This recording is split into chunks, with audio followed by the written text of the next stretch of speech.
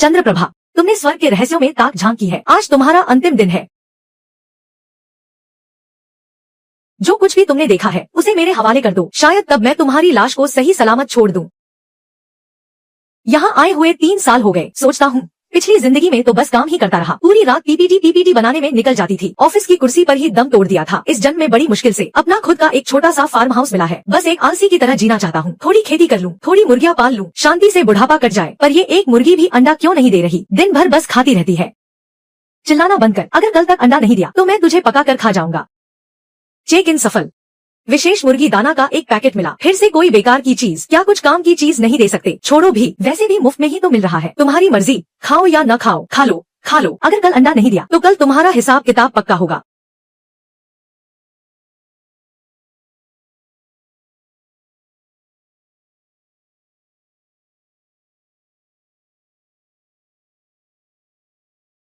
ये क्या बला है? शायद कोई भ्रम होगा। ये तो आदि गरुड़ की ऊर्जा है। ये कैसे मुमकिन है?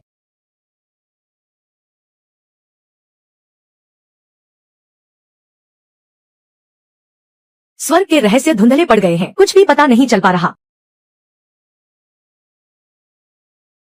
आदि गरुड़ का पुनर्जन्म। महायुग में ऐसी कोई शक्ति इतनी गहराई में छिपी हो सकती है। मेरा आदेश प्रसारित करो, चाहे जो भी कीमत चुकानी पड़े। रुद्र के संप्रदाय से पहले उस महापुरुष को ढूंढ निकालो। उनसे विनती करो कि वे बाहर आएं, ताकि देव सूची के संकट को टाला जा सके। जी।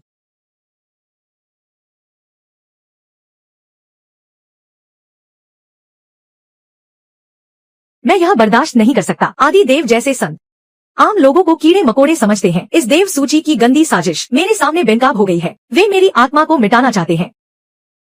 कोई तो मेरी मदद करो। ये क्या है? आदि गरुड़ की ऊर्जा।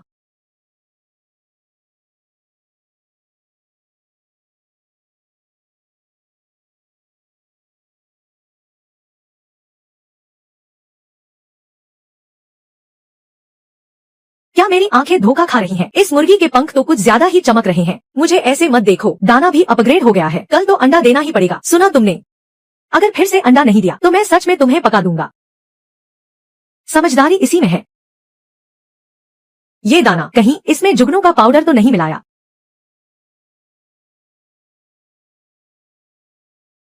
कहीं ये कोई जंगली स्वर तो नहीं जो यहाँ आकर टकरा गया?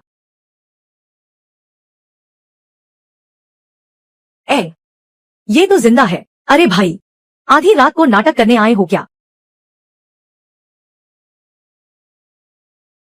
शुक्र मनाओ कि तुम मुझसे टकराए हो, जो एक शरीफ और आधुनिक इंसान हूँ। अगर कोई और होता तो कब का तुम्हें पहाड़ के पीछे फेंक दिया होता। मुझ पर एक मामूली इंसान द्वारा इतना अपमान। किसी की जान बचाना 7 मंदिरों के निर्माण के बराबर पुण्य है। चलो आज एक अच्छा काम ही कर लेता हूँ।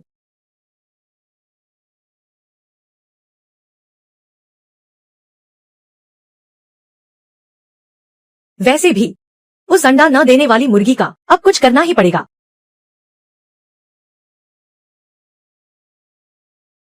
इतने दिनों से पाल रहा हूँ पर एक अंडा तक नहीं दिया।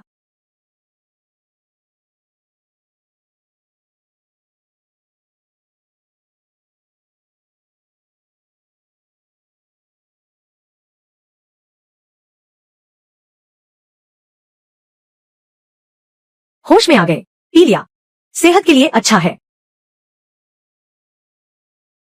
यह यह कैसा सूप है? बस साधारण सा चिकन सूप है, बुरा मत मानना।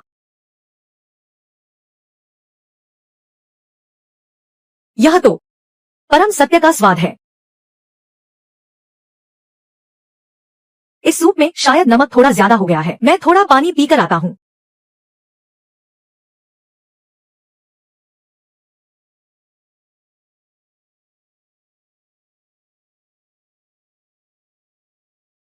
कैसा लगा? सूप स्वाद के अनुकूल है ना? तुम्हारे चेहरे की रंगत काफी बेहतर लग रही है। वह जानबूझकर अनजान बन रहे हैं। फिर भी मेरे सामने महासिद्धि प्राप्त करना, सच में यह तो कुछ भी नहीं है। प्रभु, प्रभु, क्या हुआ? क्या तुम्हें अभी भी थोड़ा बुखार है? इतनी सहजता! क्या प्रभु की दृष्टि में महासिद्धि प्राप्त करना वास्तव में बस एक मामूली सा काम है? मैं बर्तन साफ कर देता हूँ। यह शक्ति मैंने वास्तव में महासिद्धि प्राप्त कर ली। आखिर वे कौन है? एक साधारण इंसान। उनके पास ऐसी दिव्य वस्तु होना असंभव है। मुझे उनकी गहराई को परखना ही होगा। यह ऊर्जा, यह तो परम सत्य का मूल है। वे साधारण इंसान नहीं है, वे तो साक्षात संत है। तुम्हें क्या हुआ? क्या सूप बहुत गर्म है? इतने रहस्यमयी, फिर भी इतने सरल और मिलनसार। यह वही है जो किंवदंतियों में वर्णित सरलता में सत्य की अवस्था है। आपकी दासी चंद्रप्रभा। प्रभु का पुनर्जन्म देने वाला उपकार कभी नहीं भूलूंगी। अरे अरे, यह क्या कर रही हो? बस एक कटोरा सूप ही तो था। यह तो मामूली सा काम है। जल्दी उठो। मामूली सा काम? प्रभु के लिए महासिद्धि पाना भी मामूली सा काम है। यह तो मेरे मन को शुद्ध करने का संकेत है। अरे तुम क्या कर रही हो? नाटक मत करो।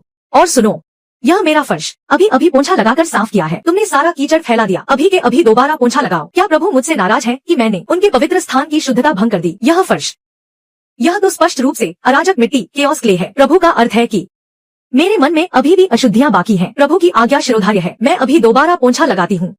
यदि प्रभु मुझे अपने पास रहने दे तो मैं आपकी दासी बनकर सारे छोटे मोटे काम संभाल लूंगी। आपकी सेवा में तत्पर रहूंगी और हर पल अपने मन की अशुद्धियों को धोती रहूंगी। नहीं बेटी, शांत हो जाओ। पहले उठो। जमीन ठंडी है। तुम ऐसा व्यवहार कर रही हो जैसे मैं किसी असहाय लड़की को परेशान कर रहा हूँ। नाटक करने का भी एक तरीका होता है। एक कटोरा सूप पीकर कोई नौकरानी बनने की जिद करता है क्या? नौकरानी बनना चाहती हो? यह लड़की, पक्का इसका दिमाग खराब हो गया है।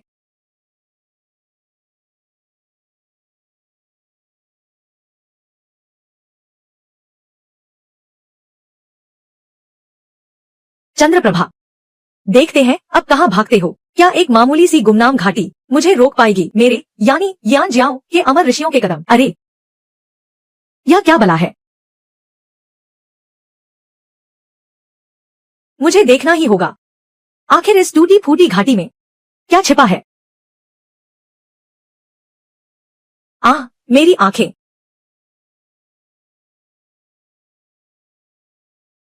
क्या यह किसी संत का निवास स्थान है? असंभव। यह बिल्कुल भी मुमकिन नहीं। देवी, मेरा यह छोटा सा खेत तुम्हें पालने के काबिल नहीं है। प्रभु, कृपया इस दासी को एक मौका दे। मैं आपकी सेवा में जीवन बिताने को तैयार हूँ। कभी कोई परेशानी नहीं खड़ी करूंगी। क्या एक मामूली घाटी मुझे एक अमर ऋषि को रोक पाएगी? मेरा दिव्य अस्त्र, उसकी चेतना ही नष्ट हो गई। यहाँ के स्वामी की शक्ति मेरी कल्पना से कहीं परे है।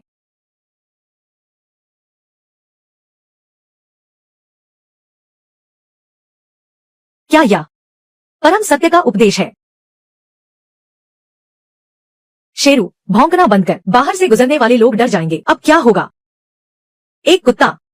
नहीं, यह तो किसी प्राचीन दिव्य पशु की दहाड़ है। मेरी आत्मा तो लगभग बिखर ही गई थी। क्या यह प्राचीन आदि वृषभ है? अच्छे बच्चे, डरो मत। छोटे दोस्त, बाहर कौन है? कोई बात नहीं, जल्दी यहाँ से निकलो। शेरू, याद रखना, आगे से अगर कोई भी दरवाजे पर आकर भीख मांगे तो सीधे उसकी टांग तोड़कर बाहर फेंक देना। मेरी दोपहर की नींद खराब मत करो। प्रभु ने मृत्यु का आदेश दे दिया है। यह पुण्य पशु मुझे चबाकर मेरी आत्मा खींच लेगा। भागो। यह दासी अब दोबारा ऐसी गुस्ताखी नहीं करेगी। मुझे तुरंत अपने गुरु को सूचित करना होगा।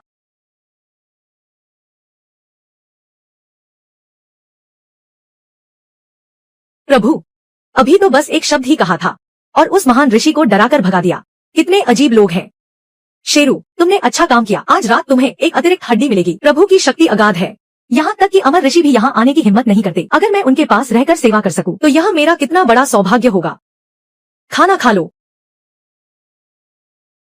फिर से घुटने टेक दिए। यह दासी प्रभु के चरणों में रहना चाहती है। भले ही मुझे चूल्हा जलाने वाली दासी ही क्यों न बनना पड़े, मैं खुशी खुशी स्वीकार करूंगी। यह लड़की बेचारी, कोई ठिकाना नहीं है इसका। दिखने में भी ठीक ठाक है। इसे रख लूंगा तो घर में थोड़ी रौनक रहेगी। और वैसे भी मुझे खाना बनाने वाले की जरूरत भी है। ठीक है, ठीक है, तुम्हें रहने की अनुमति है, पर मैं यहाँ निकम्मों को नहीं पालता और न ही कोई वेतन दूंगा। बस 3 वक्त का खाना मिलेगा। आगे से लकड़ी काटना, चूल्हा जलाना, बर्तन धोना और मुर्गियों को दाना डालना, यह सब तुम्हें ही करना होगा। करोगी? यह दासी आपकी हर आज्ञा का पालन करेगी। प्रभु की इस महान कृपा के लिए धन्यवाद। आजकल के महायुग में मजदूर भी इतने भोले भाले कैसे हो सकते हैं? यह लड़की कहीं पागल तो नहीं? काम आज से ही शुरू करो। पहले जाकर उन लकड़ियों को काटो। क्या प्रभु मुझे इस नश्वर संसार में ज्ञान प्राप्त करने के लिए कह रहे हैं? परम सत्य तो अत्यंत सरल है। जीवन जीना ही वास्तविक साधना है। क्या यह लड़की सच में पागल हो गई है? बस थोड़ी लकड़ी ही तो काटनी है।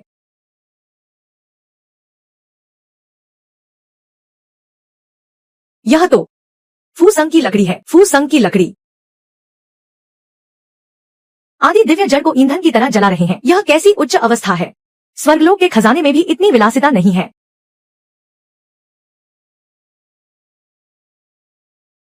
अरे, काट क्यों नहीं पा रही हो? क्या हुआ? कट नहीं रहा।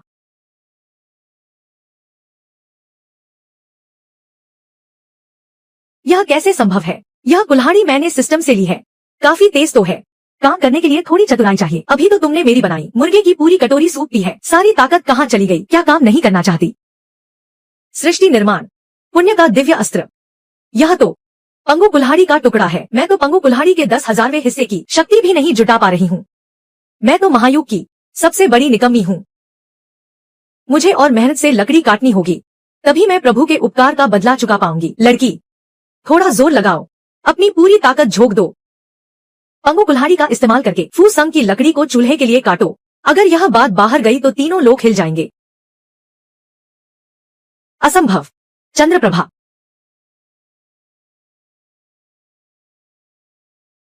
एक कदम में महासिद्धि। ऐसा सौभाग्य तो किसी संत के शिष्य को भी नहीं मिला। देवी, चंद्रप्रभा बहन, महादेवी, तुरंत नीचे लोग जाओ। इस मामले की जांच करो। चंद्रप्रभा को वापस लाना ही होगा। पता लगाओ कि वह कौन सा महापुरुष है। जी। चंद्रप्रभा बहन, तुम तो दिन ब दिन गिरती जा रही हो। इस पिछड़े हुए गांव में किसी की दासी बनी बैठी हो। जरूर तुम किसी दुष्ट तांत्रिक के जाल में फंसी हो। मुझे देखने दो, उसका असली रूप उजागर करके उसकी आत्मा को नष्ट कर दूंगी।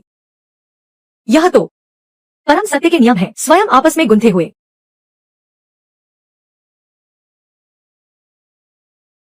यह किसी संत की रचना नहीं, यह तो साक्षात परम सत्य है। यह स्थान पौराणिक कथाओं में वर्णित परम सत्य का साक्षात स्वरूप है। यह तो बहन, वह लकड़ी काट रही है। स्वर्गलोक की मुख्य शिष्या, नई महासिद्धि प्राप्त, आज किसी की दासी बनी हुई है और चेहरे पर इतनी खुशी। आखिर वह आदमी कौन है जो महासिद्धि को भी खुशी खुशी आग जलाना? वे देखने में तो बिल्कुल साधारण लगते हैं, पर ऐसी दिव्य भूमि का निर्माण कैसे कर सकते हैं? शांत रहो। एक अंध संत होने के नाते मुझे इस व्यक्ति का असली रूप पहचानना ही होगा। साधारण सी हरकतें, रुको जरा रुको, यह चाल ढाल, हर एक छोटी गतिविधि, सब कुछ महामार्गताओं का प्रतीक है। उनका हर एक छोटा सा काम मानो हम जैसों को परम सत्य का ज्ञान दे रहा हो। सादगी में ही असली सत्य है। क्या यही वह किंवदंती है जो संतों से भी परे परम अवस्था है? यह तो अराजक कमल की ऊर्जा है। सृष्टि के आदि दिव्य अस्त्र, अराजक कमल के बीच से बना हुआ यह चाय का प्याला। मुझे क्यों लग रहा है कि कोई मुझे ताक रहा है? कहीं ऐसा तो नहीं कि मैं कुछ ज्यादा ही हैंडसम हूँ? चंद्रप्रभा, तुम बताओ, हमारे घर की ये कैसी वास्तु स्थिति है? क्यों हमेशा कुछ अजीबोगरीब लोग बाहर छिपकर देखते रहते हैं? अगली बार अगर कोई तमीज के बिना आया तो सीधे दरवाजा बंद कर देना, कुत्ते को छोड़ देना। इस पवित्र पशु की शक्ति अथाह और रहस्यमयी है। मैं इसका सामना करने में सक्षम नहीं हूँ। अगर मैं ऐसे ही छिपकर ताक झांक करता रहा तो यह भारी मुसीबत को न्योता देगा। अब तो बस सामने आकर क्षमा मांगना ही बचने का एकमात्र रास्ता है। प्रभु, मुझे क्षमा करें। मैं अब और ताक झांक नहीं करूंगा। प्रभु, मैं सच में अब ऐसा नहीं करूंगा। ये फिर से एक और आ गया।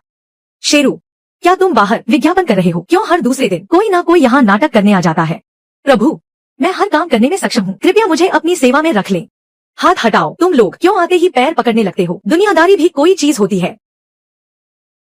दीदी, तुम, महादेवी, तुम तो एक अर्ध संत हो। यहाँ प्रभु के निवास पर क्या करने आई हो? तुम गलत समझ रही हो। मैं तो सच्चे मन से प्रभु की सेवा करने आई हूँ। सेवा? यहाँ सेवा के लिए सिर्फ एक ही व्यक्ति चाहिए और वो मैं हूँ। दूसरे की कोई जरूरत नहीं है। क्या तुम दोनों मेरे घर के बाहर शोर मचाना बंद कर सकती हो? पड़ोसी क्या सोचेंगे? उन्हें लगेगा मैंने कोई सराय खोल रखी है। प्रभु, शांत हो जाइए। एक से बढ़कर एक नाटकबाज।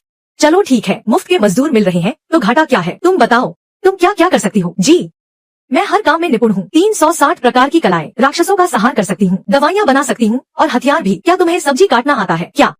प्रभु आपसे कुछ पूछ रहे हैं। क्या तुम पानी धो सकते हो? पानी धोना? स्वर्ण को पानी धोने के लिए कह रहे हैं? यह कैसी परीक्षा है? प्रभु वाकई में लीक से हटकर चलते हैं। हाँ, दासी धो सकती है, बस प्रभु हमें स्वीकार कर लें। पानी धोना तो दूर की बात है, अगर प्रभु कहें तो मैं यह पानी पी भी सकती हूँ। तुम्हें पीने के लिए नहीं कहा। तुम्हारी मानसिक स्थिति कुछ अजीब लग रही है। नहीं, ऐसा नहीं है। दीदी मेरा काम छीनना चाहती है। प्रभु, पानी धोने का काम तो हमेशा मैं ही करती आई हूँ। दीदी अभी नहीं आई है, शायद उन्हें पता नहीं है आप एक महाशक्ति होकर इतनी देर से पानी धो रही हैं। अब किसी और को मौका मिलना चाहिए, मुझे करने दीजिए। दीदी, आप यह क्या कह रही हैं? ऐसा लगता है जैसे स्वर्ण द्वारा ढोया गया पानी मेरे ढोए हुए पानी से ज्यादा सुगंधित है। बस बहुत हुआ, तुम दोनों झगड़ना बंद करो। पीछे के आंगन में पानी का कुंड काफी बड़ा है, तुम दोनों आधा आधा बांट लो। धन्यवाद प्रभु। पिछले जन्म में 9 से 6 की नौकरी में इंटर्न नहीं मिलते थे, अब इस जन्म में खेती करने के लिए लोग खुद ही काम मांगने आ रहे हैं। यह दुनिया वाकई अजीब होती जा रही है।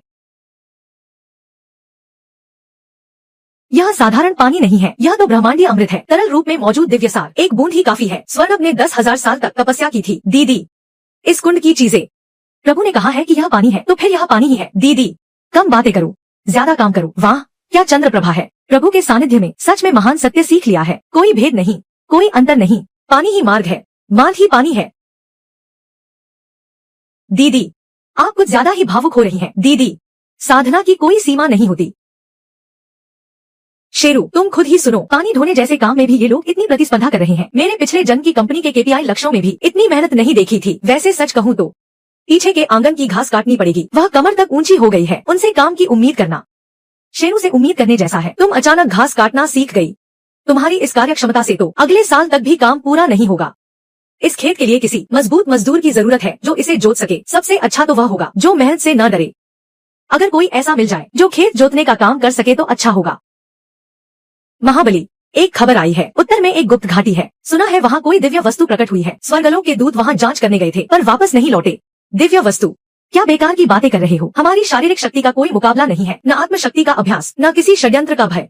जब से महायुग का युद्ध हुआ है असुर जाति बस किसी तरह जीवित बची है। कोई भी संभावित खतरा, असुरों के भाग्य में कोई भी बदलाव, उसे नजरअंदाज नहीं किया जा सकता। महाअसुर का अर्थ है मैं स्वयं जाकर देखूंगा। परवाह नहीं कि वह कैसा गुप्त महाशक्तिशाली है। जो भी मेरे असुरों के रास्ते में आएगा उसे एक ही तीर में खत्म कर दूंगा। अजीब है, यहाँ वाकई में कोई दिव्य ऊर्जा है, लेकिन बहुत ही उलझी हुई। ऐसा लग रहा है जैसे कोई खाना पका रहा हो। बस यही वह जगह जहाँ से अमर देवता भी डर कर भाग गए थे। यहाँ तो किसी साधारण किसान जैसी महक आ रही है।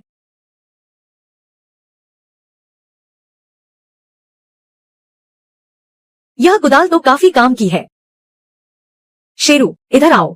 अगर तुम्हें खुदाई करनी आती तो कितना अच्छा होता। यह घास तो तुमसे भी लंबी हो गई है। कितना परेशान करने वाला है। बस 2 बार खोदा और काम बंद कर दिया। मुझसे भी ज्यादा आलसी।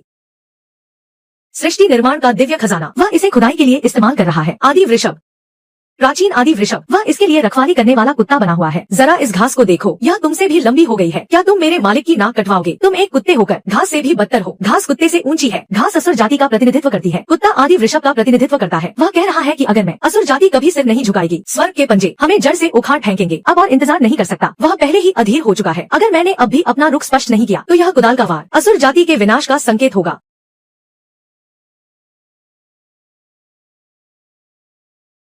प्यारे बच्चे, प्रभु मुझे करने दीजिए, मैं खुदाई करने में सबसे माहिर हूँ। तुम कौन हो?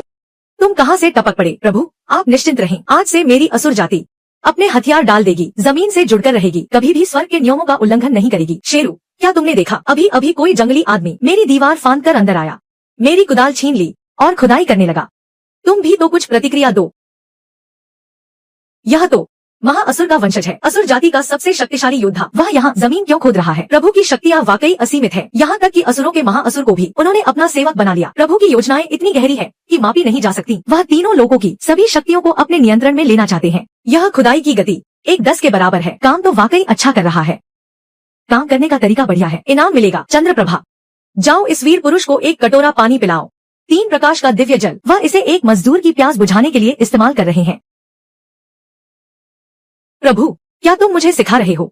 धनुष बाण नीचे रखो, कुदाल उठाओ, हिंसा छोड़ दो, अपनी जड़ों की ओर लौटो। क्या तुम खेत जोतते जोतते पागल हो गए हो? तुमने क्या ज्ञान प्राप्त कर लिया? मैंने तो बस तुम्हें थोड़ा पानी पिलाया था। चंद्रप्रभा, क्या तुम इस व्यक्ति को जानती हो? क्या यह सच है कि यह पास के पागल खाने से भाग कर आया है? प्रभु क्या आप हमारी पृष्ठभूमि नहीं जानते? हमारा मूल क्या है? यह तो बस एक रवैये की बात है। प्रभु के पास वापस जाओ, उन्हें बस आशांक कहकर बुलाना काफी है। जरा इस टूटे हुए दरवाजे को तो देखो, इतना वीरान जैसे कोई भिखारी का घर हो। पिछली दुनिया में हमारे अपार्टमेंट के मुख्य द्वार पर कम से कम 2 पत्थर की ओखलियां तो हुआ करती थी। यह मुख्य द्वार, अगर यहाँ 2 पत्थर के शेर होते तो घर की रक्षा भी हो जाती, देखने में भी रौबदार लगता और ये चीजें भी रुक जाती। जो अजीब लोग रोज मेरे घर चले आते हैं। तुम बताओ आजकल ये लोग आखिर क्या चाहते हैं? एक से बढ़कर एक सनकी क्या मेरा यहाँ आंगन कोई बहुत शुभ स्थान है क्या, जो सिर्फ पागलों को ही आकर्षित करता है? छोड़ो भी, कम से कम कुछ मुफ्त के मजदूर तो मिल गए। बस यह द्वार बहुत ही घटिया है। अगर यह बात बाहर फैल गई तो लोग समझेंगे कि मैं कोई शरणार्थी शिविर चला रहा हूँ। युवराज महादेव हुई, वे उस घाटी के भीतर किसी गुप्त महाशक्ति के शिष्य बन गए हैं क्या? गुप्तचरों की रिपोर्ट के अनुसार होवी ने स्वेच्छा से अपना दिव्य धनुष रख दिया है और उस व्यक्ति के आंगन में खेत जोत रहा है। दिव्य धनुष को त्याग दिया। वह प्राचीन महादेव, मेरे दानव कुल का सबसे बड़ा दुश्मन, आखिर किसी ने उसे कैसे झुका लिया? हथियार छोड़कर मजदूरी कर रहा है। जी बिल्कुल सच है। उस घाटी का स्वामी शायद असीम शक्तियों का धनी है। मुझे परवाह नहीं कि वह कितना शक्तिशाली है। उसने मेरे 9 भाइयों की हत्या की है। यह दुश्मनी मैं कभी नहीं भूलूंगा। अब जब उसने अपना धनुष रख दिया है तो उसे मारने का यह सबसे सुनहरा मौका है। 10 लाख दानव सैनिकों को तैयार करो। मैं खुद उस घाटी को मिट्टी में मिला दूंगा। होवी का सिर काट कर लाऊंगा। घाटी में कौन है?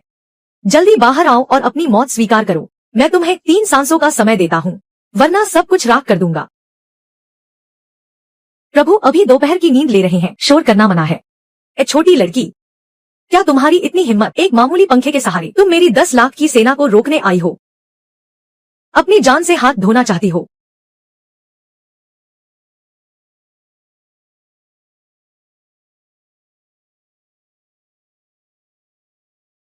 मैंने कहा ना, प्रभु अभी विश्राम कर रहे हैं, शोर करना मना है। क्या तुम बहरी हो? एक झटके में 3 दिन का अंधेरा छा गया। 10 लाख दानव सैनिक पल भर में गायब हो गए। वह तो बस एक मामूली दासी है, तो फिर उस घाटी का स्वामी आखिर किस स्तर की शक्ति रखता होगा? चंद्रप्रभा, बाहर क्या हो रहा है? क्या बाहर हवा चल रही है? मेरी दोपहर की नींद भी पूरी नहीं हुई। अरे पूर्वजों, वहाँ कोई अजीब सा कौआ चिल्ला रहा है। मैंने उसे संभाल लिया है। कौआ? यह कौन है?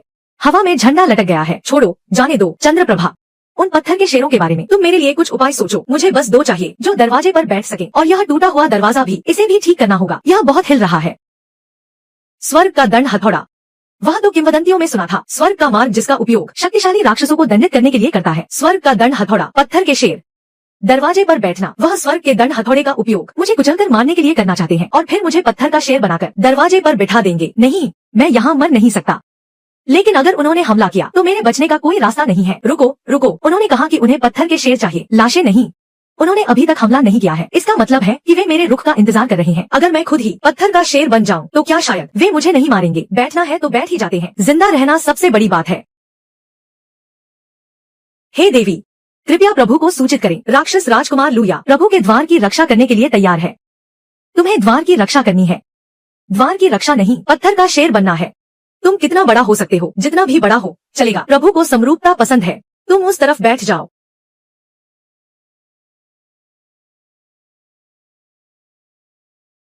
मुश्किल से देखने लायक है। कांपो मत, प्रभु को पसंद नहीं अगर कारीगरी अच्छी न हो। यह बनावट, यह चमक जैसे जेड पत्थर की हो। कारीगरी काफी अच्छी है। इसे किसने भेजा है? अभी जो अजीब सा कौआ था उसी ने बदला है। कौआ? क्या कौआ भी पत्थर का शेर बन सकता है? प्रभु के स्पर्श मात्र से सड़ी गली चीजें भी चमत्कार बन जाती हैं। यह कौआ तो प्रबुद्ध हो गया है। प्रभु का मार्ग, स्वेच्छा से शेर का रूप धारण कर लिया। पवित्र स्थान की रक्षा के लिए तुम लोग आखिर कौन सी शराब पी कर आए हो? क्या मुझे भी एक बोतल दे सकते हो? यह समरूप नहीं है। बाईं और एक है, दाईं और कुछ नहीं है। इसे क्या वास्तु कहेंगे? बेकार है। अभी भी एक की कमी है।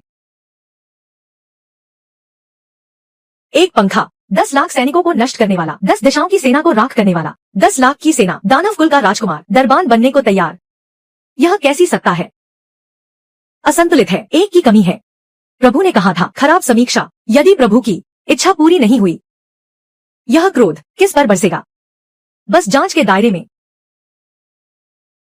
छोड़ो भी, बस एक पत्थर का शेर तो है। मैं झाओ गोंगमिंग, जियाओ संप्रदाय का मुख्य शिष्य, संप्रदाय के लिए जान की बाजी लगाई है। क्या अब शेर बनना बाकी रह गया है?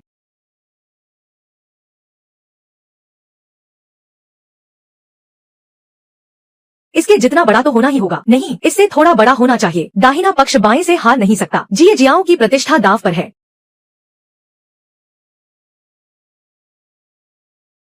झाओ गोंगमिंग, तुम कितने धूर्त हो? मुझसे 1 इंच बड़ा कैसे हो गए? अरे, यह कब आया? यह आभा। जियाओ का झाओ गोंगमिंग, जियाओ के मुख्य शिष्य भी आ गए। लगता है प्रभु की बिसात जियाओ तक फैल चुकी है। गुणवत्ता भी अलग है। यह दाहिनी तरफ वाला, इसमें तो रात का मोती भी लगा है। गजब के लोग हैं। यह कुरियर कंपनी वाकई कमाल की है। रातों रात एक और भेज दिया और स्पेसिफिकेशन भी अपग्रेड कर दिए, बस आकार मेल नहीं खा रहा। ऑब्सेसिव कंपल्सिव डिसऑर्डर वालों को बुरा लग रहा है। चंद्रप्रभा, क्या ये पत्थर के शेर और बढ़ रहे हैं? महामार्ग की रचना हर कण में चेतना है। जो प्रभु के द्वार की रक्षा कर सके वह स्वाभाविक रूप से उत्तम होगा। तुम जो भी कह रही हो शब्द तो मैं पहचानता हूँ, पर जब उन्हें जोड़ता हूँ तो मुझे कुछ समझ नहीं आता। अब और मत बढ़ो, और बढ़े तो दरवाजा ही बंद हो जाएगा। मुझे बाहर निकलने के लिए शेर पर चढ़ना पड़ेगा। अनुजा, जियाओं के सभी लोग आ गए हैं। प्रभु का हर एक कदम वाकई तीनों लोगों की बाजी पलट रहा है। 37वां अध्याय। प्रभु ने खराब समीक्षा शब्द का प्रयोग किया। जियाओं के मुख्य शिष्य को वश में कर लिया। महामार्ग निराकार है शब्द भी एक दिव्य अस्त्र है। वह फिर से नोट्स ले रही है। मुझे भी लिखना होगा, पीछे नहीं रह सकता। देखो उन दो पत्थर के शेरों को, क्या गजब की साधना है। कुछ गड़बड़ है भाई। वह बाईं तरफ वाला, वहाँ दानव राजकुमार की आभा कैसे है? और दाईं तरफ वाला, वह जियाओं के मुख्य शिष्य झाओ गोंग मिंग है। दानव राजकुमार और जियाओं के मुख्य शिष्य किसी के दरबान बने हुए हैं। विदाई।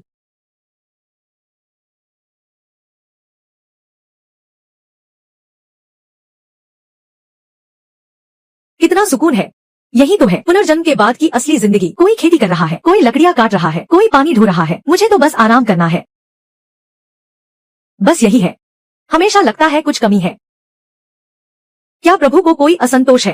तुम इस आंगन की बात कर रहे हो। जमीन है, घर है, कुत्ता भी है, बस बहुत ज्यादा शांति है। काश की थोड़ी चहल पहल होती तो अच्छा होता। प्रभु सांसारिक जीवन की कामना कर रहे हैं, सांसारिक मोह माया। वे महामार्ग के रहस्य पर विचार कर रहे हैं। क्या यह महामार्ग का अंत है? प्रभु का अर्थ है वे और अधिक अतिथि चाहते हैं। नहीं नहीं नहीं, मैं बिल्कुल नहीं चाहता कि यहाँ और कोई अजीब लोग आएं। मैं तो बस यूं ही कह रहा था। पर वैसे भी हाल ही में दरवाजे पर लगता है लोगों की भीड़ बढ़ गई है। कल जब मैं कचरा फेंकने बाहर गया, पत्थर के शेर के पास लगता है कुछ लोग बैठे थे, मंत्र पढ़ रहे थे। शायद राहगीर होंगे, प्रभु के आश्रम का लाभ उठाने आए होंगे, दिव्य ऊर्जा से ज्ञान प्राप्त करने मेरे घर के दरवाजे पर बैठकर ज्ञान खोज रहे हैं। क्या इसे इंटरनेट कैफे समझ रखा है? क्या तुमने सुना? दानव कुल का राजकुमार और जियो के झाओ गोंगमिंग सब अंदर पहरेदारी कर रहे हैं। मेरे वरिष्ठ भाई झाओ गोंगमिंग पहरेदारी कर रहे हैं। हे ईश्वर, यह भिक्षु यहाँ आया है महामार्ग के चिंतन के लिए, तमाशा देखने नहीं। तुम यहाँ 3 दिनों से हो, पर घाटी के अंदर भी नहीं जा पाए। कैसा चिंतन, कैसी बकवास। तुम लोग बताओ, अंदर वो प्रभु आखिर कौन है? मेरे गुरु गोंगफा तियानजुन जब शुरू में जांच करने गए थे तो एक कुत्ते ने उन पर भौंक दिया था। उनकी आत्मा लगभग बिखर ही गई थी। एक कुत्ता, सिर्फ एक कुत्ता। सोच भी नहीं सकते, बिल्कुल नहीं। यह बहुत ज्यादा हो गया है। हम 4 लोग और एक कुत्ता इतना खाना खत्म नहीं कर पाएंगे। ज्यादा दिन रखा तो खराब हो जाएगा। बाहर जो लोग हैं कई दिनों से वहीं बैठे हैं, बेचारे बड़े लाचार लग रहे हैं। चंद्रप्रभा, मेरी मदद करो, ये 2 टोकरियां फल बाहर ले जाओ। दरवाजे पर जो लोग हैं उन्हें बांट दो। प्रभु, क्या आप हुआंग झोंगली और जिनसेंग फल उन्हें दे रहे हैं? क्या हुआ, रखे रखे खराब ही तो होंगे। और वैसे भी क्या तुम्हें नहीं लगता कि वे रोज दरवाजे पर बैठे रहते हैं? काफी परेशान करने वाले हैं। कुछ देकर उन्हें विदा करो ताकि वे जल्दी यहाँ से चले जाएं। हुआंग झोंगली, जिनसेंग फल, हर एक वस्तु अमर लोक का खजाना है। प्रभु वास्तव में ये सब सड़क किनारे के फल की तरह बांट रहे हैं। प्रभु का हृदय वास्तव में परम सत्य के समान है, असीम और अनंत। मैं आज्ञा का पालन करता हूँ। बाहर प्रतीक्षा कर रहे हैं। विशेष रूप से दिव्य फल दिए जा रहे हैं। हर किसी को एक। झगड़ा मत करना। दिव्य फल, यह है स्वर्ण फल, महायुग के 10 महान दिव्य वृक्षों में से एक। स्वर्ण फल, हे भगवान, हे ईश्वर, इस फल की दिव्य ऊर्जा हमारे धर्म के सर्वोच्च खजाने बोधिवृक्ष के फल से भी 100 गुना अधिक शक्तिशाली है। प्रभु ने कहा है यह वस्तु यहाँ अधिक देर नहीं रह सकती। तुम लोग खा लो और जल्दी यहाँ से चले जाओ। प्रभु तुम लोगों पर दया कर रहे हैं। दरवाजे पर भीड़ मत लगाओ। प्रभु की शांति भंग हो रही है। क्या प्रभु को हम अप्रिय लग रहे हैं? यह प्रभु का आदेश है, पर उन्होंने हमें यह महान अवसर भी दिया है।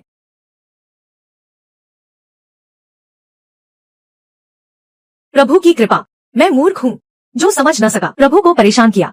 हम अपराधी हैं। कृपया प्रभु फल प्रदान करें। हम यह अवसर पाकर तुरंत चले जाएंगे, फिर कभी वापस नहीं आएंगे। हे ईश्वर, प्रभु की करुणा। हर किसी को एक फल, जो ज्यादा लेगा उसकी टांगे तोड़ दी जाएंगी, जो शोर मचाएगा उसे शेरों को खिला दिया जाएगा। प्रभु का यही अर्थ है। तुम लोग खुद समझदार हो।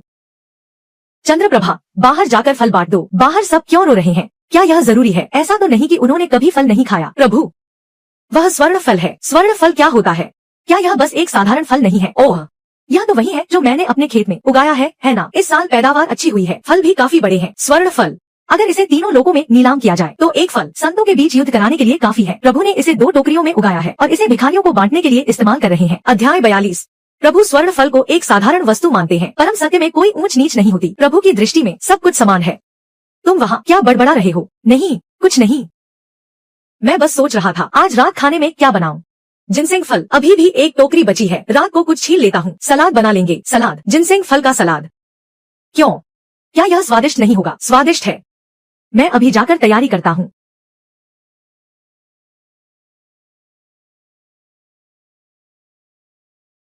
क्या यही परम सत्य का स्वाद है? प्रभु, इस प्रसाद के लिए धन्यवाद। खा लिया हो तो जाओ अब। प्रभु ने कहा है, कल मुर्गियों का दड़बा ठीक करना है। अतिथि सत्कार का समय नहीं है, मुर्गियों का दड़बा ठीक करना। प्रभु फिर से निर्माण करना चाहते हैं आदि गरुड़ के निवास स्थान का। बात तो सही है। आदि गरुड़ के ये दिव्य संकेत सीधे इस कृषि फॉर्म से निकल रहे हैं। प्रभु, क्या आप आदि गरुड़ के रक्त को और शक्तिशाली बना रहे हैं? प्रभु का हर एक छोटा सा काम असीम गहराइयों से भरा होता है। प्रभु ने सही कहा। इस दुनिया में सबसे खतरनाक कोई संत नहीं, बल्कि ढीठ लोग होते हैं। चंद्रप्रभा, क्या वे लोग गए? आखिर वे लोग जा क्यों नहीं रहे? रोज दरवाजे पर डेरा जमाए बैठे रहते हैं। मुझे कचरा फेंकने में भी शर्म आती है। अगली बार खाने की चीजें मत देना, तुमने ही तो उन्हें बिगाड़ रखा है। जी प्रभु, यह सब मेरी ही गलती है। प्रभु की अगली चाल क्या होने वाली है? हम इसे यहीं रख दो। चंद्रप्रभा, इधर आओ, देखो ये लोग क्या कर रहे हैं। प्रभु की महिमा अपरंपार है, इसीलिए वे सब इस पवित्र भूमि के पास रहना चाहते हैं ताकि थोड़ी दैवीय ऊर्जा मिल सके। यह तो स्वाभाविक है, दैवीय ऊर्जा पाना। मुझे तो लगता है उन्होंने मेरे घर के वास्तु को ही खराब कर रखा है। प्रभु, बाहर जो लोग हैं उन्होंने आज सुबह ही हमारे दरवाजे पर एक पुण्य शिला स्थापित की है। लिखा है, महायोग कृषि फार्म, सबका कल्याण करने वाला। कल्याण का क्या मतलब? मैं तो बस खेती करने वाला हूँ। ये सब क्या धर्मार्थ संस्था जैसा बना दिया है।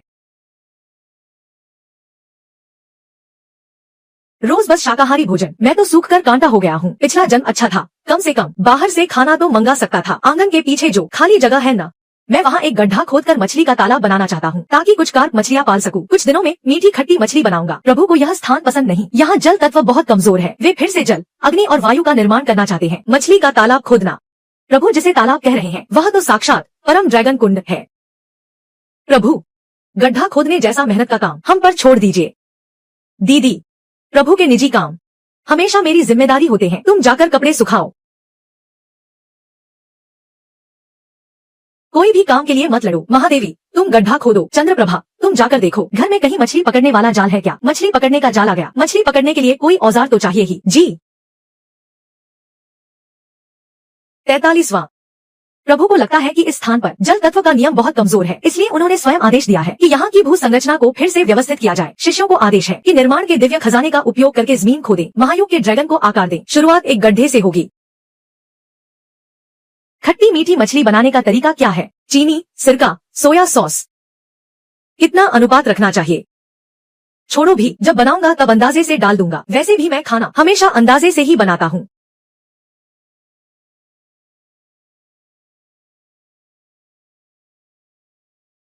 यह क्या माजरा है? प्रभु ने मुझे मछली का तालाब खोदने को कहा है, और वो भी सृष्टि निर्माण की कुल्हाड़ी से। प्रभु का काम है, ज्यादा मत पूछो, बस काम करो।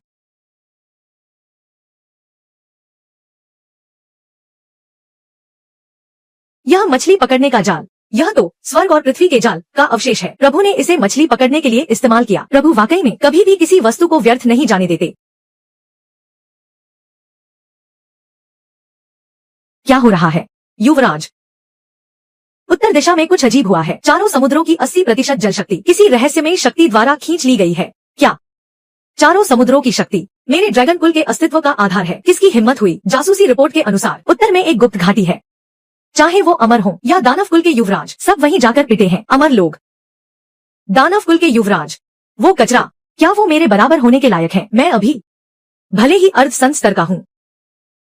ड्रैगन सेना को तैयार करो, मैं स्वयं जाकर देखूंगा कि वो कौन है जिसे अपनी औकात का अंदाजा नहीं है। मैं देखना चाहता हूँ वो कौन सा बदतमीज है जिसने ड्रैगन की मूंछें खींचने की जुर्रत की। मैंने कुछ दिन पहले सुना था, समुद्री रक्षकों ने कहा था कुछ दिन पहले एक पंखों वाला पक्षी कुल का युवराज उस घाटी में गया था और उसके बाद कभी वापस नहीं आया। हम्फ, बकवास। अर्ध संत की शक्ति और चारों समुद्रों का जल, क्या मैं किसी ऐसे व्यक्ति से हार सकता हूँ जो घाटी में खेती करता हो? घाटी में कौन है जो चारों समुद्रों की शक्ति चुराने की हिम्मत करता है? मैं, युवराज, तुम्हें 3 सेकंड का समय देता हूँ, जल्दी बाहर निकल आओ। घुटने टेक कर माफी मांगो, वरना मैं इस घाटी को पानी में डुबो दूंगा। एक भी मुर्गा या कुत्ता जिंदा नहीं बचेगा। हे भगवान! पूर्वी समुद्र का ड्रैगन युवराज, अर्ध संत स्तर का ड्रैगन युवराज, स्वयं चारों समुद्रों का पानी लेकर प्रभु को परेशान करने आया है। ये भाई साहब क्या न्यूज नहीं देखते क्या? दानव कुल का युवराज दरवाजे पर शेर बनने की कोशिश कर रहा है। उसने सुना ही नहीं, ड्रैगन कुल वाले तो हमेशा से ही किसी को कुछ नहीं समझते। शायद उन्हें लगता है कि अर्ध संत सेमी सेंट स्तर की शक्ति पाकर वे दुनिया में अजय हो गए हैं। तो क्या हमें यहाँ से भाग जाना चाहिए? भागना क्यों? कुर्सियाँ लगाओ। ऐसा तमाशा अगर हाथ से निकल गया तो अगले जन्म में भी देखने को नहीं मिलेगा। अच्छा हुआ मैंने पहले ही छिपकर जगह बना ली थी, वरना आदरणीय वरिष्ठ प्रभु के आश्रम के बाहर इतना शोर शराबा करने की हिम्मत कौन करता। थोड़ा धीरे बोलो। खट्टी मीठी चटनी का अनुपात 3-2-1 होना चाहिए, या फिर 2-1-1 के हिसाब से रखें। बिजली कड़क रही है। मौसम भी कितनी जल्दी बदल जाता है। चंद्रप्रभा, सुनो, क्या तुमने मेरे धूप में डाले हुए कपड़े अंदर रख लिए? ड्रैगन राजकुमार, क्या मैं ऊपर जाकर उसे नीचे गिरा दूं? जरूरत नहीं है, प्रभु अभी रेसिपी पर शोध कर रहे हैं। खट्टी मीठी मछली की रेसिपी।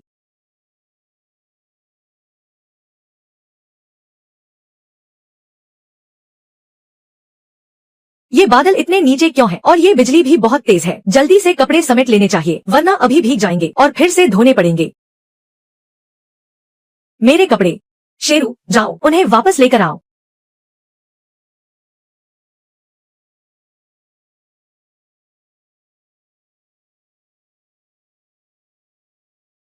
आदि वृषभ, आदि गरुड़, प्राचीन युग के 2 सबसे बड़े शासक जो कब के खत्म हो चुके हैं, वे भला एक साथ यहाँ कैसे हो सकते हैं? आदि गरुड़ की ऊर्जा, आदि वृषभ का दबाव, ड्रैगन और गरुड़ का महायुद्ध, मैं ड्रैगन कुल का वंशज, मेरी रगों में जन्मजात इन दोनों का डर बसा है। मैं तो हिल भी नहीं पा रहा हूँ। मेरी सारी साधना।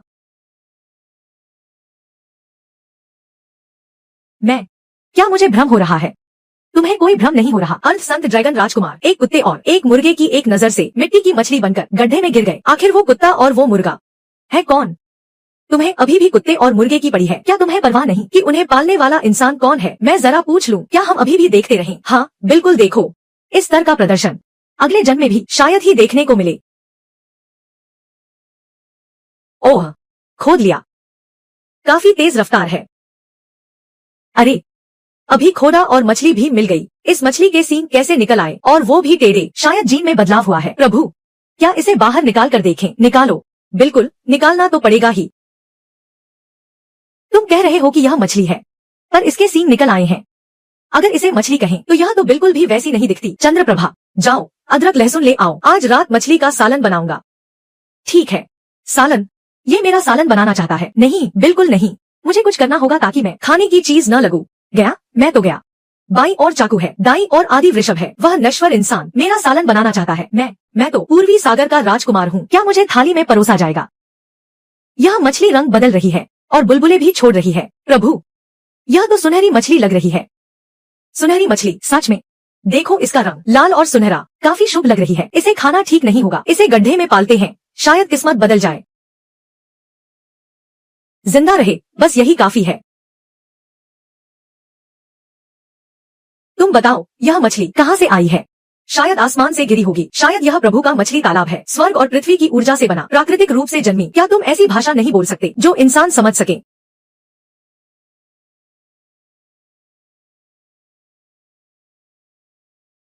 अरे, मेंढक से पीट गए। तुम तो सुनहरी मछली हो, एक मेंढक से भी नहीं जीत पाए। छोड़ो, तुम्हें थोड़ा और खिला देता हूँ। अब और मत पिटना। वह मेंढक खेत की आध्यात्मिक ऊर्जा है, प्राकृतिक रूप से जन्मा जीव, रोज दिव्य जल पीता है, ड्रैगन के रक्त वाले चावल खाकर बड़ा हुआ है। शक्ति तो पहले ही अर्ध संत के शिखर पर है, बस रूप बदलने में आलस करता है। मैं एक अर्ध संत हूँ और एक मेंढक से पीट गया। प्रभु ने खुद मुझे पिटते देखा और ऊपर से मुझे एक ड्रैगन रक्त चावल का दाना भी दिया, मुझे सांत्वना देने के लिए। मैं तो प्रभु की मछली हूँ। मर जाऊं तो प्रभु की सूखी मछली बन जाऊंगा। मछली तो आ गई। तालाब भी खोद लिया, बस पानी थोड़ा कम है। यह तो कीचड़ का गड्ढा लग रहा है, मछली तालाब नहीं। प्रभु, यह दास तालाब में पानी भर सकता है। ठीक है, तुम करो, हो जाए तो बताना।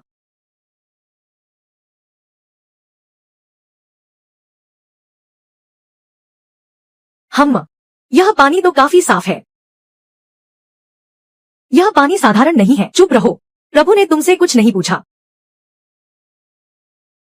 ड्रैगन राजा, राजकुमार 3 दिनों से लापता है।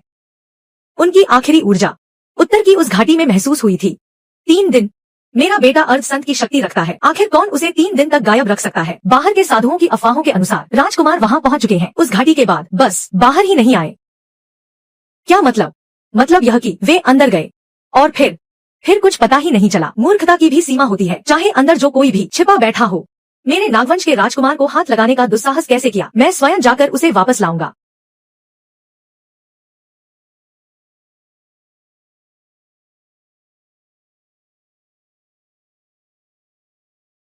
असुरराज के पुत्र और संप्रदाय के ज्येष्ठ शिष्य सब द्वार पर ही हैं।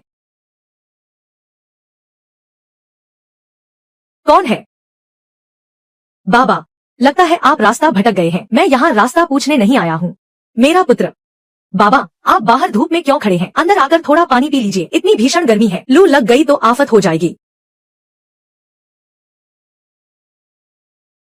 बाबा, आप थोड़ी देर विश्राम कीजिए, मैं आपके लिए चाय लाता हूँ।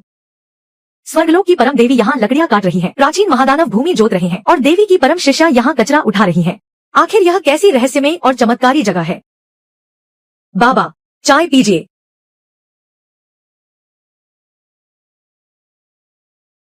मैंने अभी अभी आपसे कहा था, मेरा पुत्र। अरे हाँ, आप अपने बेटे को ढूंढ रहे हैं ना, जो खो गया है। आप जरा पीछे जाकर देखिए, मेरे पीछे वाले तालाब के पास कल मेंढकों का एक झुंड आया था। हो सकता है आपका बेटा वहाँ मेंढक पकड़ने का खेल खेल रहा हो।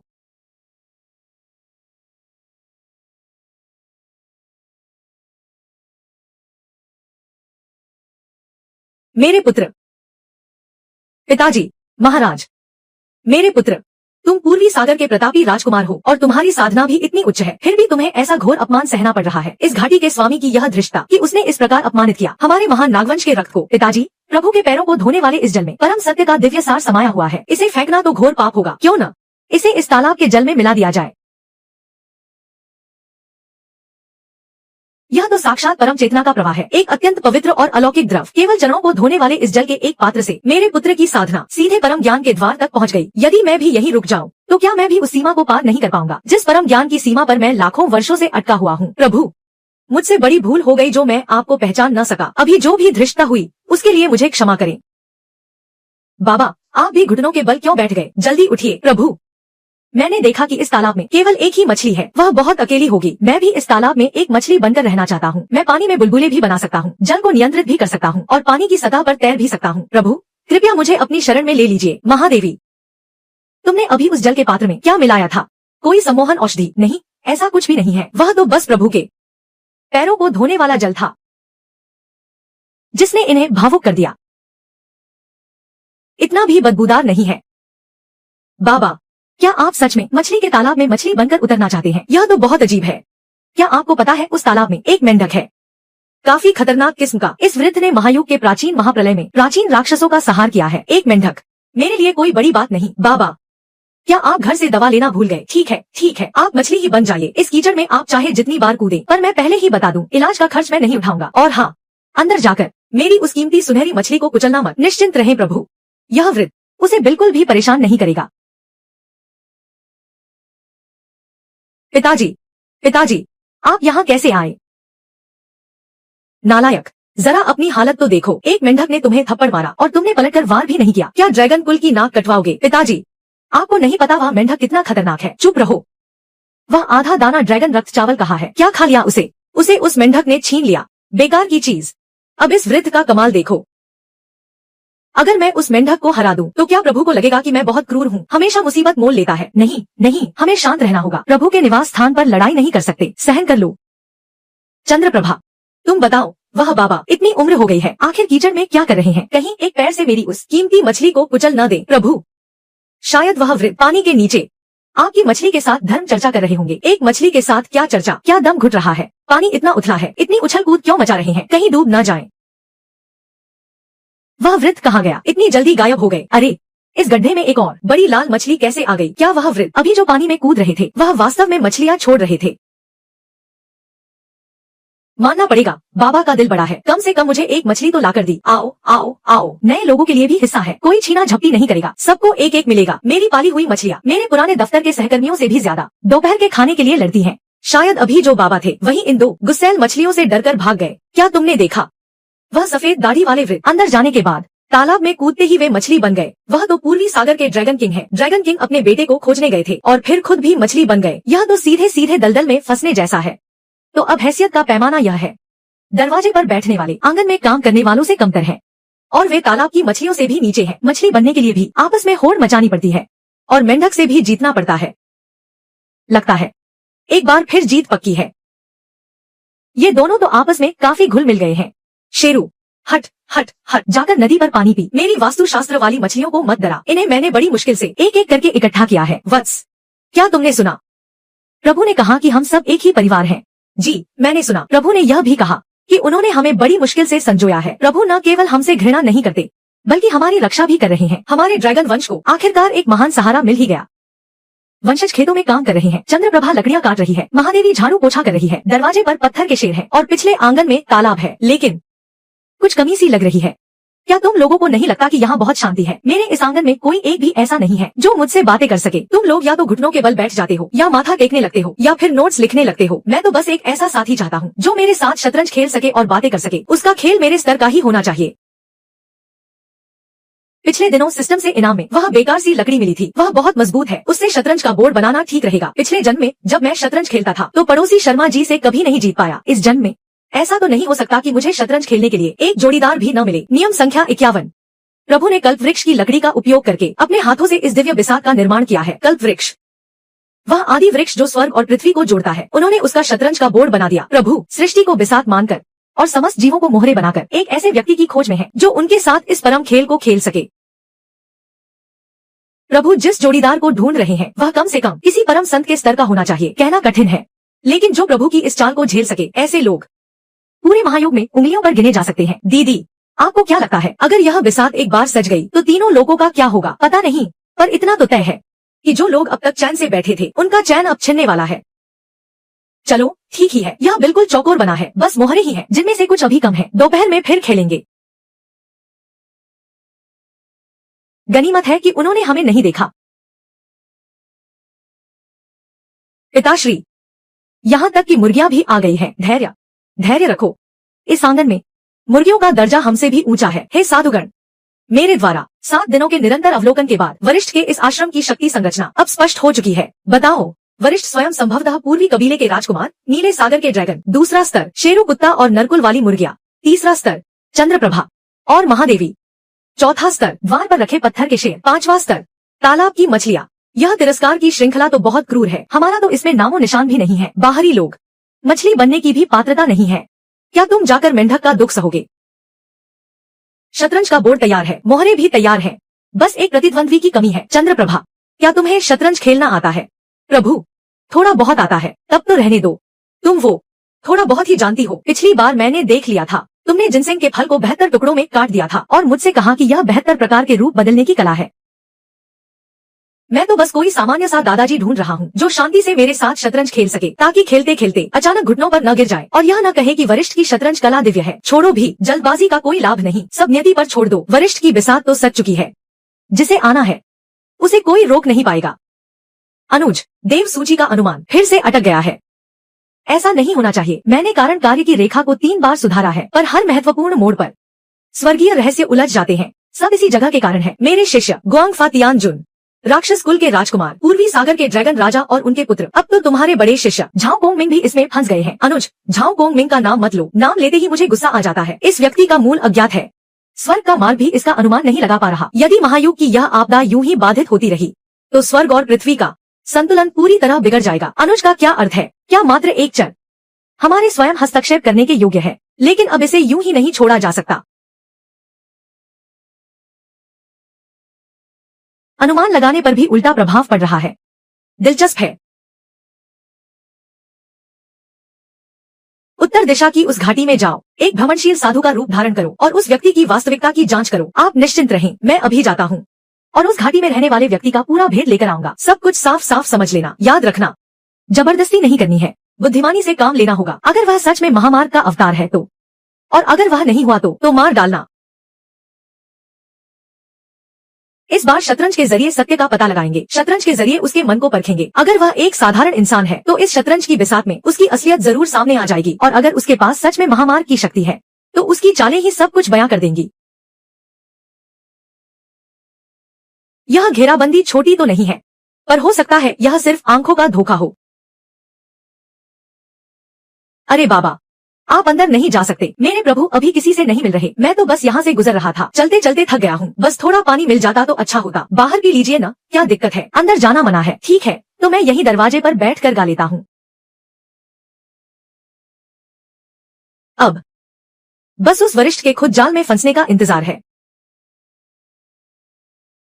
शेरू, बाहर जाकर थोड़ा घूम आओ। अगर बाहर नहीं निकला तो मैं तो बोरियत से मर जाऊंगा। मैं जरा बाहर होकर आता हूँ। घर का ध्यान रखना।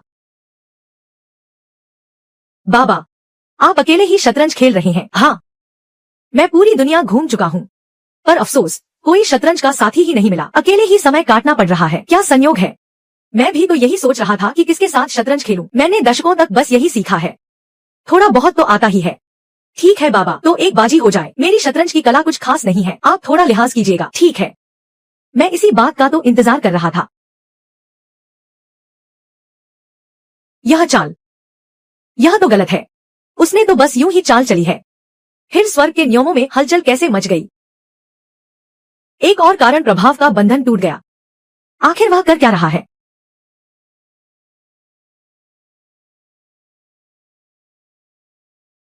युवक, तुम्हारी शतरंज की चालें काफी अनोखी हैं। अनोखी? मैं तो बस तुक्के में चल रहा हूँ। बाबा, आप मेरी तारीफ मत कीजिए। वह शतरंज नहीं खेल रहा, वह तो स्वर्ग के नियमों की बिसात को ही उखाड़ रहा है। बाबा, आप ठीक तो हैं? कहीं लू तो नहीं लग गई आपको? क्या हम अंदर चलकर बैठें? मैं आपके लिए ठंडी चाय लाता हूँ। नहीं, जरूरत नहीं है। मैं अगली चाल के बारे में सोच रहा हूँ। ज्यादा देर मत सोचिए, मुझे अभी रात का खाना भी बनाना है। आज मीठी खट्टी मछली बनाऊंगा। शेरू, क्या तुझे भी ऐसा ही लगता है? देखो उस बूढ़े आदमी को, हाथ कांप रहे हैं। बेवकूफी है किसी वरिष्ठ के साथ शतरंज खेलना। जो न कांपे वह इंसान ही नहीं। बाबा, आप चाल चलेंगे भी या नहीं? अंधेरा हो गया है। मेरे तालाब की उन 2 मछलियों को अभी तक दाना नहीं डाला है। युवक, तुम्हारी शतरंज की शक्ति बहुत गहरी है। बाबा, बूढ़ा हो गया हूँ, शर्मिंदा हूँ। दादाजी, दादाजी, आपने अभी तक अपनी गोटियां नहीं हटाई। गया काम से। मैंने हजारों वर्षों तक जिस देव सूची की योजना बनाई थी, उसे उन्होंने अपनी चालों से पूरी तरह तहस नहस कर दिया। एक और है जो हारते ही भाग खड़ा हुआ। यह तो बिल्कुल मेरे पिछले जन्म के पड़ोसी ओल्ड वांग जैसा ही है। अजीब बात है, ये सब्जियां तो इतनी अच्छी तरह उग रही हैं, फिर भी इन्हें कोई खा क्यों जाता है। फिर आ गए। हर दिन बड़े बड़े पक्षी आकर मेरी सब्जियां चुरा ले जाते हैं। पिछले जन्म में मेरी कॉलोनी में गौरैया मेरी मिर्च चुरा ले जाती थी, वही काफी सिरदर्द था। क्या इस महायुग के पक्षी भी जादुई हो गए हैं क्या? प्रभु, क्या हुआ? चंद्रप्रभा, तुम बताओ, अगर मैं पीछे के खेत में एक पुतला लगा दूं, तो क्या वो उन पक्षियों को डराकर भगा पाएगा? पुतला? हाँ, हो सके तो सुनहरे रंग का हो, ताकि चमक से पक्षी डरे और दूर से ही भाग जाए। क्या तुमने पिछले जन्म में कभी नहीं देखा? 97वां अध्याय। प्रभु, क्या आप स्वर्ण प्रकाश के पुतले से आकाश को वश में करना चाहते हैं? पक्षियों के कुल को डराने के लिए स्वर्ण जैसा चमकता हुआ। क्या पश्चिमी संत स्वर्णभ चुंती का पूरा शरीर स्वर्ण प्रकाश से नहीं चमकता? क्या यह वही नहीं है जो प्रभु ने कहा, एक सुनहरा चमकता हुआ पुतला? महादेवी, क्या तुम्हें पता है कि कहाँ से मिल सकता है ऐसा सुनहरा चमकता हुआ पुतला? प्रभु को पुतला चाहिए। तुम दोनों इतना उत्तेजित क्यों हो रहे हो? मैं बस साधारण सी बात कर रहा हूँ। मैं तो बस पक्षियों को भगाने के लिए कुछ जुगाड़ कर रहा हूँ। दीदी, पुतले वाली बात मैंने पहले ही इंतजाम कर लिया है। तुमने क्या इंतजाम किया है? तुम्हें तो यह भी नहीं पता कि सुनहरा चमकता हुआ पुतला कैसा दिखता है। मुझे कैसे पता होगा? प्रभु को पश्चिमी संत का दासी। प्रभु के सामने सब कुछ साफ साफ मत बोलो। क्या तुम दोनों हर बार मेरी बातों को ऐसे बढ़ा चढ़ाकर किसी ईश्वरीय आदेश की तरह क्यों लेती हो? यह बस एक पुतला ही तो है। प्रभु, क्रोध न करें। छोड़ो भी, रहने दो। मैं खुद ही कोई उपाय ढूंढ लूंगा। तुम लोग अपना काम करो, जमीन साफ करो और पानी ढोकर लाओ। दीदी, यह काम मैं कर लूंगी। सपना देख रही हो क्या? सब लोग ध्यान दे। ताजा खबर यह है कि प्रभु ने अभी अभी कहा है उन्हें एक सुनहरा चमकता हुआ पुतला चाहिए खेती के लिए। क्या तुम पागल हो? प्रभु ने कब ऐसी फालतू बात कही? सुनहरा चमकता हुआ, जरा सोचो, तीनों लोगों में सुनहरा चमकता हुआ कौन है? पश्चिमी संत स्वर्णभ। क्या सच में? प्रभु संत को खेत में बिजूका बनाकर बांधने वाले हैं। तुम्हें क्या लगता है दानव राजकुमार दरबान बनेगा, ड्रैगन राजा सुनहरी मछली बनेगा, और क्या हो सकता है? यह नामुमकिन है। बात तो सही है। अगर मैं अभी देख भी लूं ब्रह्मर्षि को प्रभु के लिए शौचालय साफ करते हुए, तो मैं पलक भी नहीं झपकाऊंगा। तुम लोग पश्चिम की तरफ देखो, स्टूल ले आओ। तुम लोग स्टूल ले आओ। आ गए, आ गए। तरबूज के बीज कहाँ है? कुछ तो गड़बड़ है। पूर्व की सारी ऊर्जा उत्तर की इस घाटी में सिमट रही है। मेरे पश्चिम के उत्थान की जड़ किसी ने छीन ली है। अनुज, घबराओ मत। घबराओ कैसे नहीं, पूर्व की ऊर्जा किसी ने छीन ली है। अब मेरा पश्चिम कैसे आगे बढ़ेगा? हमने कितने सालों से तैयारी की थी। पूर्व में विस्तार की योजना पूरी तरह चौपट हो गई। उस घाटी में जो है वो मामूली नहीं है। मामूली हो या न हो, क्या फर्क पड़ता है? मैं स्वर्णभ एक बार हाथ लगाऊं तो पता चल जाएगा कि क्या है। अभी सही समय है। तुम्हें और मुझे थोड़ा संयम बरतना चाहिए। संयम? जब वो मेरी ऊर्जा छीन रहा था तब संयम कैसे बरतूं? मुझे जाने दो, मैं उससे मिलूंगा। फिर से वही पुरानी आदत। तुम लोग मेरे पश्चिम के साथ जुड़े हो, जल्दी से बौद्ध धर्म अपना लो तो जान बच सकती है। प्यारे से पश्चिमी संत सच में आ गए। इनका दिखावा कुछ ज्यादा ही नहीं हो गया? सुनहरा शरीर और साथ में ये संगीत, क्या तुम यहाँ कॉन्सर्ट करने आए हो? चमक धमक के साथ। प्रभु ने कहा था कि चमकता हुआ बिजू का चाहिए, क्या ये वही नहीं है? इसे क्या कहते हैं? इसे महामार्ग का प्रदर्शन कहते हैं। चुप रहो, बैठ जाओ, मैं शर्त लगाता हूँ 3 सांसों से ज्यादा नहीं टिकेंगे।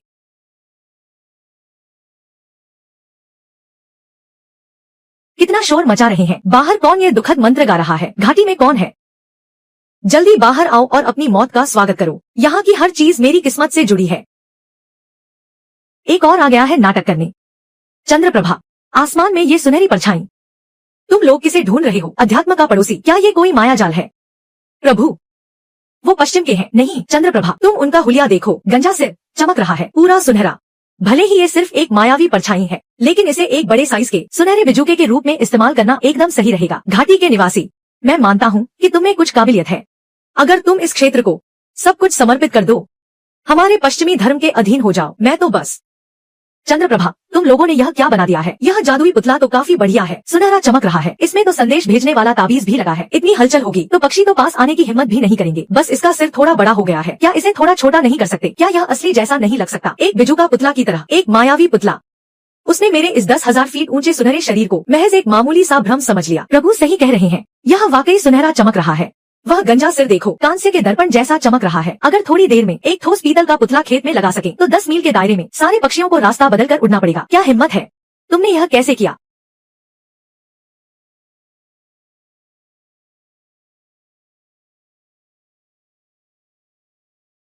एक कुत्ता पश्चिमी संत को आसमान से नीचे गिरा दिया। मैंने पिछले जन्म में कौन सा पाप किया था जो मुझे यह सब देखना पड़ रहा है?